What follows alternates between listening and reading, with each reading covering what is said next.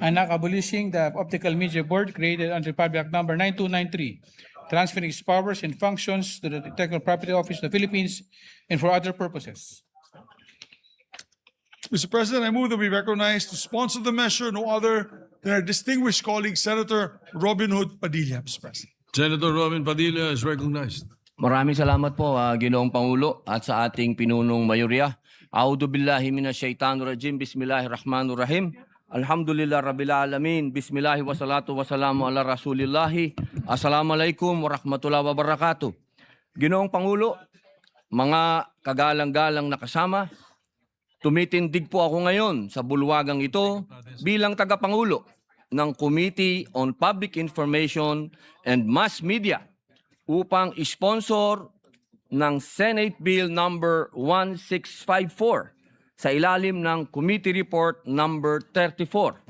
Isang panukalang batas na naglalayong buwagin ang Optical Media Board o ang OMB at ilipat po ang kapangyarihan at tungkulin nito sa Intellectual Property Office of the Philippines o IPOPHL.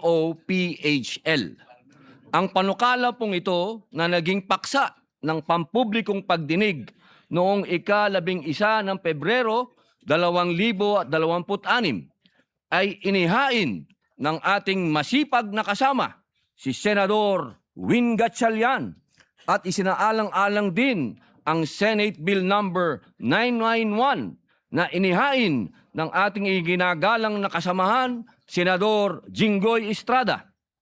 Matatandaan po na sa ilalim ng 2026 General Appropriations Act, ang OMB ay kasalukuyan ng nasa ilalim ng isang wind-down special provision kung saan dapat na silang magtapos ng operasyon sa loob ng 3 buwan.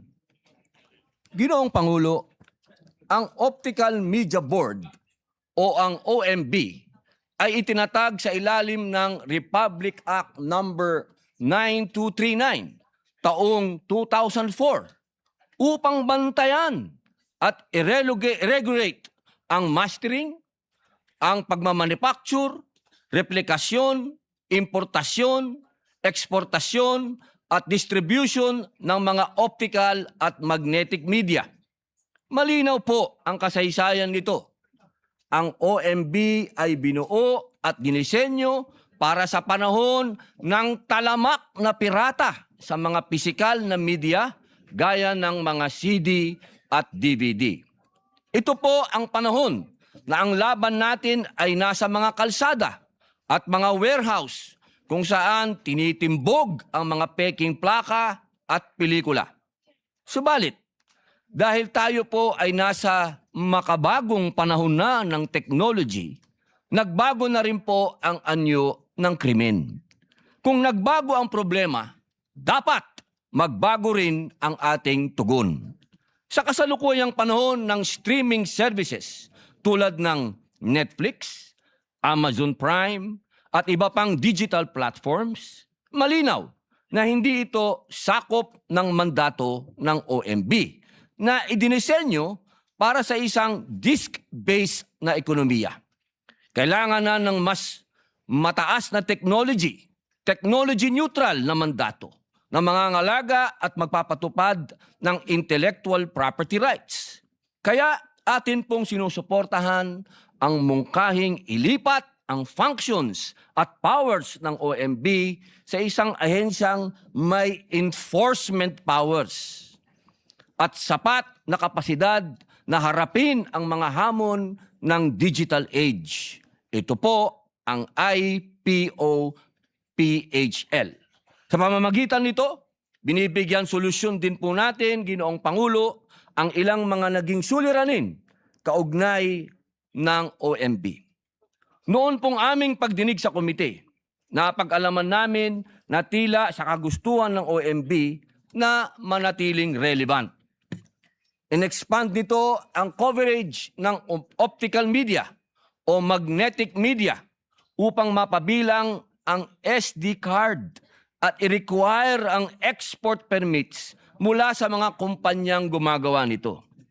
Dahil sa hakbang na ito ng OMB, na ibahagi po ni Senator Win Gatchalian noong 2023, lubhang naapektuhan ang operasyon ng isang major locator ng Clark Development Corporation, ang SFA Semicon Philippines Corporation, na nooy kumikita ng higit kumulang 5 bilyong dolyar at may 2,000 empleyado.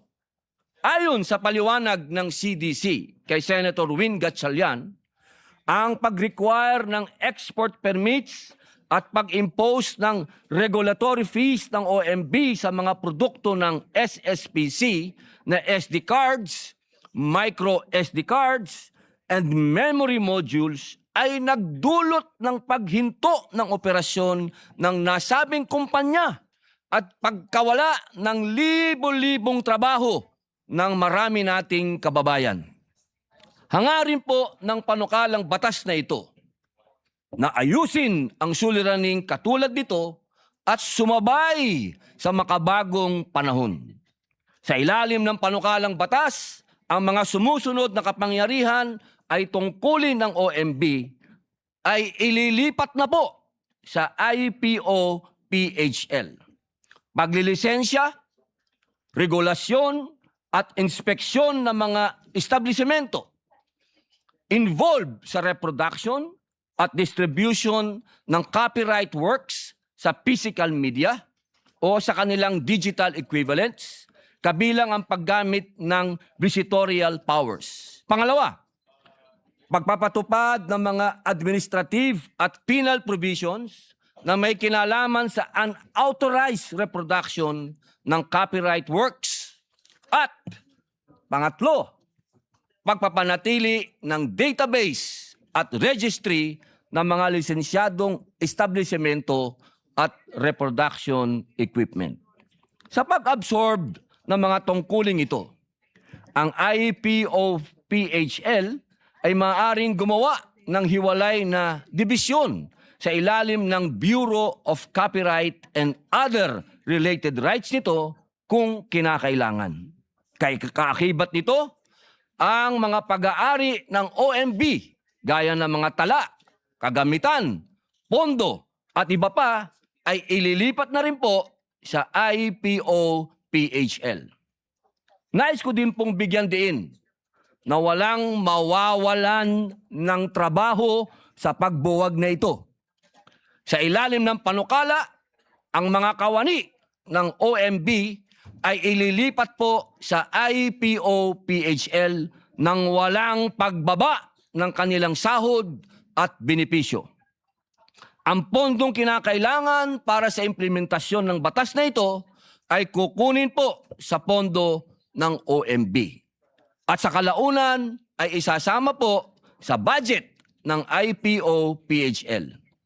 Ang panahon ay nagbabago at kailangang sumabay ng ating mga batas. Ito ay para sa ikabubuti ng ating mga industriya, mga manggagawa at ng buong bansa. Kaya naman mga kasama, ako po ay taus-pusong nananawagan sa inyong pagsuporta sa panukalang ito. Maraming salamat po. Majority Leader. Thank you very much, Mr. President. Mr. President, we